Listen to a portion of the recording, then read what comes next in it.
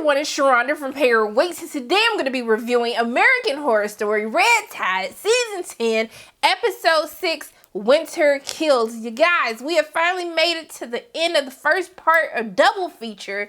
The story has come to its final conclusion, but let's talk about how this episode began first. We see that the episode opens up with the boat crew going out to sea. You know, they feel like there's like, hey, I think I hit something. I said, baby, what you hit? You know what they hit? They hit the police chief that ALMA killed a couple of episodes ago. And so essentially, as the town is at their city council meeting, they are being petty and shady as hell. Y'all know that basically the lady wanted to change her blinds or shingles. Y'all know the color looked exactly the same. So I was just like, why would y'all just tell her no? Just to be telling her no? And then when he told the dude whose last name was Levy that basically he was doing cultural appropriation because he opened up 2 Irish pubs, I said, now, while you might be on to something, I was like, sir, are you being dead ass right now? I was dying laughing when he said it was cultural appropriation. But we see the council meeting is interrupted as Trooper Levy.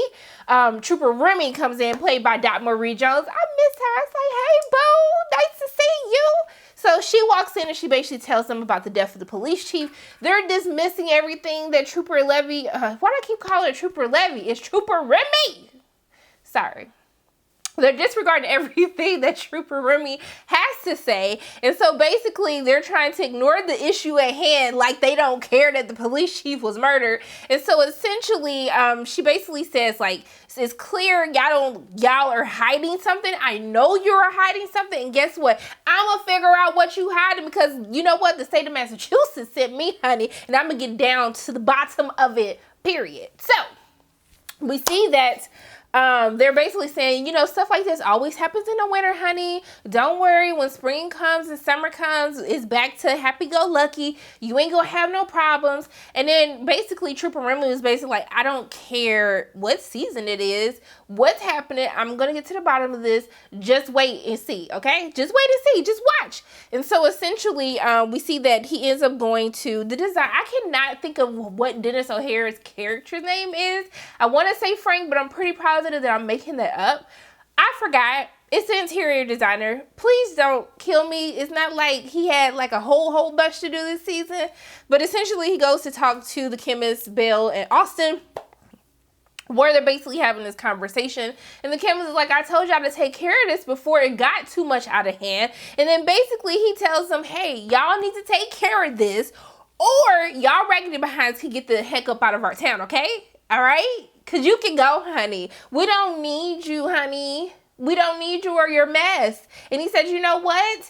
If I can stop Burger King from coming here, I can stop you. He said, put some respect on my name. That ain't what he said, but I'm just saying that's what he should have said. But I was like, sir, why are you stopping a Burger King? I mean, actually, yeah, I can see why you would stop a Burger King. No shade. I know y'all got the Impossible Burger now, but still, I was just like, I don't know if I would necessarily want a Burger King in my hometown. But we see that Harry ends up telling Ursula and Alma that, hey, like, I've written everything that I needed to write. I've written 5 years worth of stuff. You know, after this, I'm done with the pills, like, forever. Forever. Ever. I don't know why I just had to do that. That was so unnecessary, but I just felt it in my spirit. So Alma basically says, like, you know what? No, we're not going to do that. Like, what do you mean? Like, why now? He's like, I'm trying to be a better father. He's like, I'm trying to be your dad. And she was like, oh, now you try? I said, Alma, can someone give Alma an Emmy just for the shadiest child, the shadiest human being that I have seen on television this year?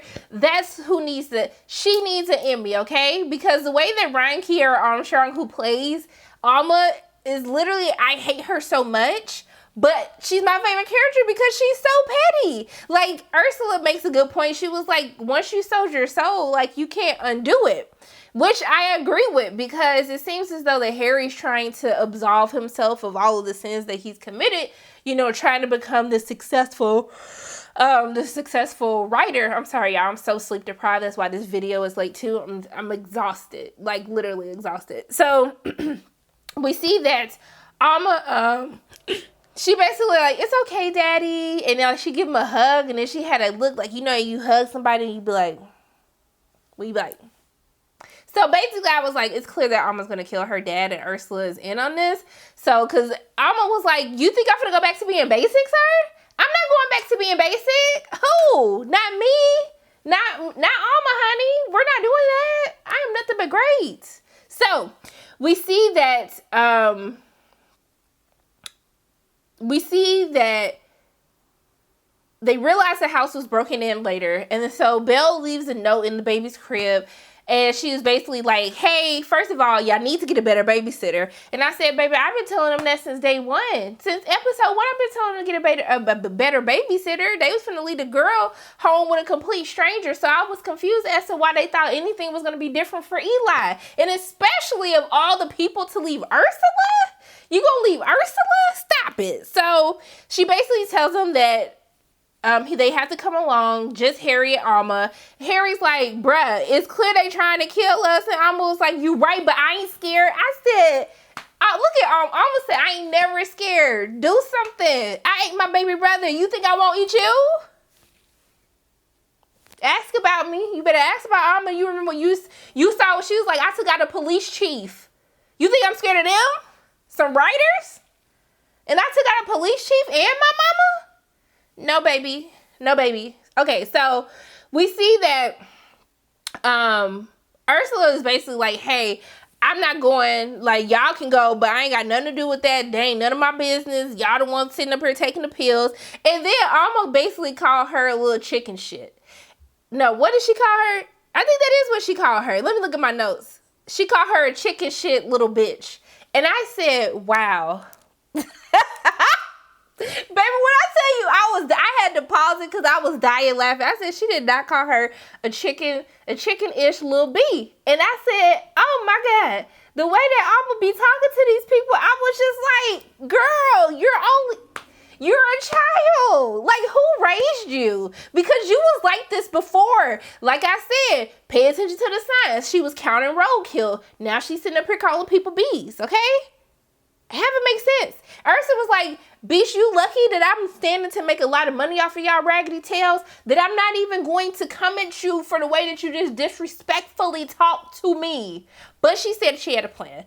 So Ursula basically goes to the Jared Leto Simone Biles wannabes in the graveyard, and she says, hey y'all, it's a new formula of pills. I said, when did the new formula of pills come out? Because last time I checked, it was just the same raggedy pill that everybody was taking in the first place. So she gave him this whole pep talk, this whole speech, gave him a pep talk and said, if you wanna be somebody, okay, I'm sorry, y'all, I can't help it. But she basically gives them the opportunity to take the pill, to become better, to go fight back the people who was disrespecting you. And so I don't know what the heck was going to happen. But I was ready to jump Ursula when she called them some wannabe Fishburns. I said, hold on, bitch. What's wrong with Larry Fishburne? It's not going, it's Larry. He used to go by Larry Fishburne. So, okay, what happened with Larry? And so essentially goes into the story about how Lawrence Fishburne is supposed to be in he got offered the role that Samuel L. Jackson had for Pulp Fiction, but he said, heck no, I don't want to do that. I don't want to work with John Travolta. And then it went to Sam Jackson. It was a big hit. Then I didn't know that Sam Jackson was up for the role of Morpheus, and it went to Lawrence Fishburne, and it was a hit. I was like, okay, you made that better, because I was ready to come to the screen. I said, say something. Say something. I dare you. What you finna say about Larry Fishburne? I know I keep calling Larry, but y'all know what I'm trying to say. So, we see that Harry and Alma go to meet Belle. And when Harry was trying to get to his baby and she pulled out that knife real fast, I said, okay, girl, chill. Like, we know that you mean business. And so then the chemist comes out, and then Austin comes out. Then Belle throws some shade and calls screenwriters creative typists. I was like, what? Now, baby, now you know that was shady for no reason. You know you was being disrespectful for no reason. So essentially, they're backing him into a corner, and then as they were about to kill Harry and Alma, then the Jared Leto Simone Biles, aka Larry Fishburne wannabes, they popped in, started attacking people. It looked like, oh, okay, it's finna go down. But then Austin and Belle, they started killing them. And I was like, oh, snap, something gonna happen. It ain't gonna work out for them. But then the Jared Leto wannabe Larry Fishburnes, they basically started biting Austin. And they bite Austin and they bite Belle. They take them out. And then Ursula comes in. She ends up, you know, basically the pep talk worked for her. She started shooting them because they was about to turn on Harry and Alma, but she shot them. And then come to find out, like I said, we knew that Alma was finna kill her raggedy daddy because she's like the devil, duh. So she basically took the teeth out. She had her teeth done and everything. Actually, I think her dad took her to get her teeth done, now that I think about it. That's besides the point. She kills her dad. And basically, this was their plan, the chemist, Ursula, and Alma, to kill all of them. And basically, they go to Hollywood. And then here's the kicker. So the chemist says that she wants to do community outreach. She wants to do some work in the community. So she has basically been giving the pills to dirty, racist cops in order for them to, like, basically go crazy and the police have to kill them. And so it's becoming this whole thing in LA. And then we see Ursula is basically trying to create as many good writers as she can be, handing out pills at the Starbucks. She went to the screenwriting class, and then essentially she gave everyone the pill. And we cut a couple of weeks later, and we see the whole city just messed up because everybody eating people is a whole lot of Jared Leto, Lawrence Fishburne wannabes just running around town. And so basically, I thought it was funny though when she said she brought Alma something to eat. Because they had a nice little family dynamic with the chemist and Ursula and Alma raggedy behind. And then she's like, hey, I left you a hustler in the room. And then Alma go in the room. The hustler's like, you're not what I expected. She's like, and neither were you. But you're going to have to do it. And then she ate him. But Alma, even though that little kid, even though that boy read you for filth the way that you should have been read from the beginning, you didn't have to kill him. You didn't have to kill your... You was good. Don't let him get in your head. He was just trying to play with your mind, and then you letting it get to you. So she ended up killing her competition as she was auditioning for First Chair. She finally played the violin solo, and essentially the chemist decided to take Eli with her. She said she was going to create another pill, maybe a pill that helps you live forever. And then they just I would say they ride off into the distance, but literally everyone's like killing each other right in front of them. So she leaves, and then it basically ends. But I thought that it was a really good statement that they had said when Ursula is talking in the voiceover, when she talks about how, you know, those who achieve greatness only do so because they are messed up enough to push through the pain and the failure. And I was like, that is very true. It was a little inspiring to me. Sharonda, how are you being inspired by all these people killing each other at the same dang on time? But I said, I don't know. It just worked for me. Maybe I'm one of those messed up people, and maybe I am destined for greatness. We're going to claim it right now. We're going to manifest it right now. It's done. It's done. Okay. But I was happy with it. I was okay with how it ended. I mean, Alma should have died, okay? Let me be clear. Alma should have been dead a long time ago from roadkill. She should have been just committed to a hospital, let them work with her, rehabilitate her. But no. So Harry had what was coming to him in the first place after what they did to his mama. Because when early in the episode, when he thought he saw her mom, and she was like, you really got to let that go. I said, bitch, that's your mama. That's your mama. Mama, you know I love that. I'm sorry. But, girl, that's your mama. I have to say that Ryan, she has skyrocketed to the list of one of my favorite American Horror Story characters because she's so shady. And she was so good at her delivery and how she just did not care. And she told them what she said. I know I'm great, honey. You ain't got to tell me nothing. I know I'm good. I know I'm the best. Okay? Ask about me. Read about me. I thought Ryan did a really fantastic job playing Alma. And, you know, I think this was fine. And I almost liked the shorter season. I felt as though, like, nothing took, like, a crazy twist or turn. And maybe, like, this shortened type of scenario where we just have 6 episodes to really go into a story, maybe that's, like, works better. Now, was it, like, amazing? I wouldn't say it was amazing, but for me, I liked it better than the past couple of seasons that we've gotten of American Horror Story. So I'm excited to see what they have in store for us next. I guess the aliens are up next. So I don't know what they're going to have in store for us. But you know what?